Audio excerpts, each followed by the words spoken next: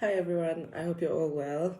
Thank you so much for all your kind messages, your kind words, your words of upliftment. Everyone who's made an order today, thank you very, very much. Whoever wants to make an order tomorrow and the rest of the week, please go ahead and do so. It's really, really helping me. I've managed to get rid of a quarter of my stock so far, so you guys are actually the best. The video you're about to see was recorded on Sunday, so obviously by now some things are a bit out of date, but I'll just let you guys watch it, see what actually happened on Saturday, and then you decide for yourself. But I just wanted to say from the bottom of my heart, thank you so much to everybody who is supporting me, who is sending me kind messages, who is calling me and checking how I'm feeling, how I am. Like, I'm feeling much better now because of you guys, so thank you very much.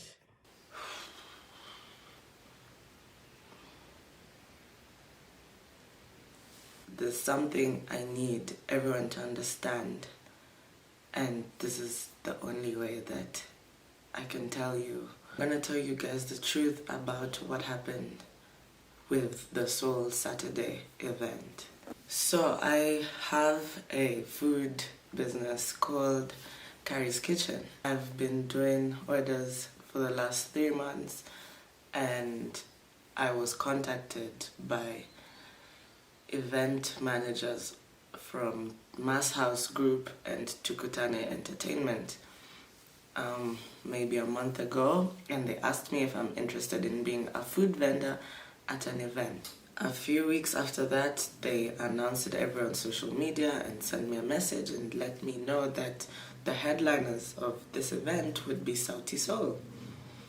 Of course, I was excited. They're one of the biggest groups in Kenya at the moment.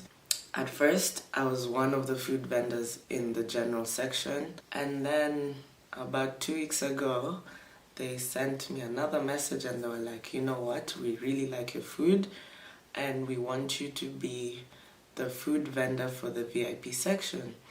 The VIP section would hold about 500 people. Obviously, you know how people eat and whatever, do your mathematics. I would suggest you prepare food for slightly over 500 people, just because some people can eat twice or whatever it may be. So obviously I start preparing. We have agreements with these guys. They let me know, yes, you'll be the only vendor in the VIP section, which is okay.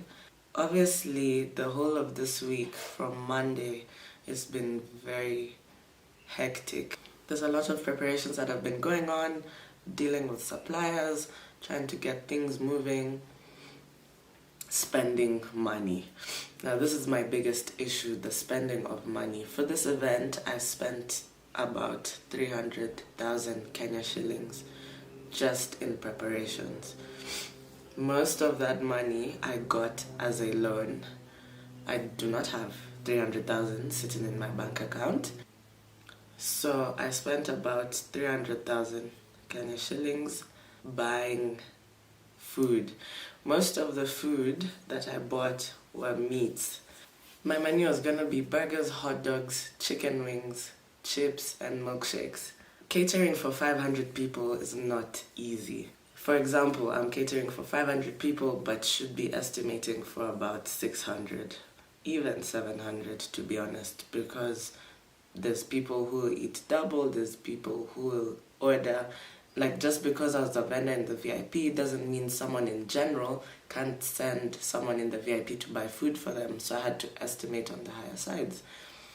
So, as we speak, I have 500 burgers in my freezer.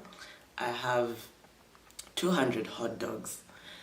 This also means I have 500 burger buns and 200 hot dog buns. I have 63 kgs of chicken wings. I have 4 liters of ketchup and mayonnaise and whatever sauces I was gonna use. I have 9 heads of lettuce because of the burgers. I had 20 liters of ice cream because of the milkshakes. All this meant that I had to buy a freezer and I had to hire another freezer because of how much food I was going to store. As if that was not enough, I had to buy 500 burger boxes because I cannot give you a burger just like that. I've bought foil, I've bought cling film, I've bought plastic cups because of the milkshakes or whatever. I bought water. There's a long list of the things I bought and are now sitting in my house. I bought banners because of your tent, advertising and branding. I have different types of banners. I got a car. I had to pay petrol going back and forth, doing my suppliers, moving the freezers up and down. Let me get to the point where the reason why I'm angry, the reason why I'm hurt, the reason why any other vendor or organizer that was part of the Soul Saturday team would be in pain right now. So Saturday the organizers and managers told us all vendors must be there by 10 a.m. because at 10 a.m. there's going to be a bomb sweep, meaning you have to be set up and everything. You get out of the venue and you enter, you get your tags and whatever so that you can be recognized as a vendor who is part of the concert. So the day before, which was Friday, I decided I need to start setting up so that I can meet that 10 a.m. deadline. What I did was I got a pickup, I put my freezer inside the pickup and I was taking it to the event. When I reached the event, things were so tense, but I had no idea. I didn't think anything of it because everyone is under pressure. I too was under pressure. Everyone is stressed. There's a big event happening. Nobody seems to be happy with each other, but that's normal. There's an event of thousands of people coming. It's normal to be stressed. So I dropped my freezer and went back home because I needed to pick my grill and bring it back. When I went back home to pick my grill, I called one of the organizers and told them, I've left the freezer, I'm going to get my grill at home, let me come back in like 5 minutes, then we can talk about whatever else we needed to talk about. And the guy tells me, I have bad news. And I'm like, what? Has my freezer been stolen? Like, what's happening? And he tells me, nah, the event is not going on. I'm like, please, that has to be a joke. It's 9 p.m. on Friday. The event is happening on Saturday at 12 noon. You cannot be telling me now that the event has been cancelled. He's like, no. There's been a lot of disagreements and these guys don't seem to want to perform. I don't think I've ever had a panic attack as big as the one I had on Friday.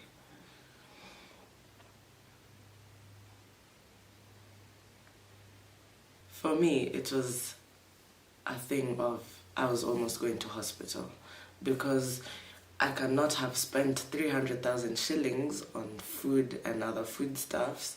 I'm on my way to dropping a grill at the event and you're telling me that all this food is going to go to waste because these guys have had disagreements and they don't want to perform. It didn't make sense to me. I went to the venue crying, heartbroken and everything, just to see what was happening. We reached there, everyone is on the phone trying to call people, trying to sort it out. And when I asked what's the reason for cancellation, Sauti Soul said the stage is not good enough for their Midnight Train album launch. They can't do it because of the stage. As you have all seen, the post that they put out said that due to COVID-19, they cannot recklessly endanger the lives of Kenyans. Okay, no problem, but COVID has been here for 1 year. When you accepted the deal to do the event, is it that COVID had disappeared mysteriously and nobody was going to get sick or whatever? You cannot come now on Saturday morning, 3 hours to the show, and say it's because of COVID. Because it's not. They've lied to all of you. It's not because of COVID. They were not happy with the setup of the stage, which was fine. They were not happy with it, but they were offered solutions. They were told that the engineers can work overnight Friday to Saturday and build something. Or better yet, if that's not good enough for you, the engineers can work on Saturday and the concert can be postponed to Sunday. But they did not want to hear this story. They left at that time, and around 9 p.m. they were calling and threatening that they're going to the Sauti Soul headquarters and they're going to release a statement saying that people can come at their own leisure, but Sauti Soul will not be performing. For me, what hurt me is that these guys were paid $30,000 US to perform. They were paid 100% of this money beforehand. They have the money as we speak, $30,000. But no, they were too arrogant, too selfish to understand that there's so much preparation and hard work and effort that has gone into this show to even come onto stage for 30 minutes. They didn't have to do much. They just had to show up, sing a few songs, and everything would have been okay, as per the agreement. Mind you, in the agreement they specified the stage engineers, audio engineers, sound engineers, lighting engineers. They specified all this, and the organizers used the companies that these people wanted to be used. So how now do you come and say we're not happy with the stage? These are the people who have been building your stages for the last however many years you've been performing.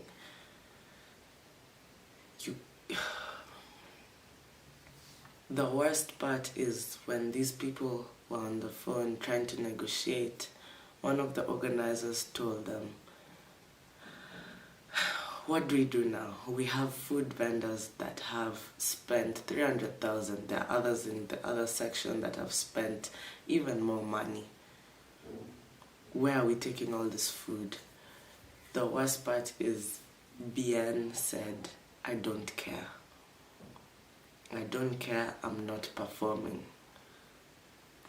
The organizers tried as hard as they could to negotiate with these guys until about 3 or 4 in the morning, because nobody could sleep. How do you sleep and you don't know what the fate of the concert is? There are 4 people who are being very hard-headed, and even their manager could not reason with them, could not tell them that there's people who are riding on this, there's people. I mean, stubbornness, selfishness, disrespect. It's so much disrespect. How dare you at 9 p.m. start threatening people you're not performing? How? In the morning, 3 hours before, you post something saying due to COVID, lying to people. Due to COVID, people had traveled to come see you. People had gone to the salon, doing makeup. Guys had hired cars, put fuel. People had bought outfits. People had spent money. And then you come and say, I don't care, I'm not performing. At the 11th hour, I'm not performing, I don't care. Who do you think you are? Honestly. If you had said this on like a Wednesday, it would have been better. These guys, Sauti Soul, were invited for a walkthrough on the stage, for the stage and the setup. On Tuesday, they did not show up. They did not bother to show up on Tuesday. Friday is when they're coming and they're saying, we don't like this. Even worse, this is in your home country. These are your fans. These are people who built you in Kenya, in Nairobi, as if you don't know how hard it is for people. There's been COVID. Guys have taken loans to try and make money. This was going to be the opportunity for the year. And then you do this. Shame on you. Shame on you. I'm not the only one suffering. I'm not the only one in pain. There were about 14 vendors, all going through the same thing. Some people couldn't even believe it. They were still there with their tent set up at 3 p.m. because they were in shock.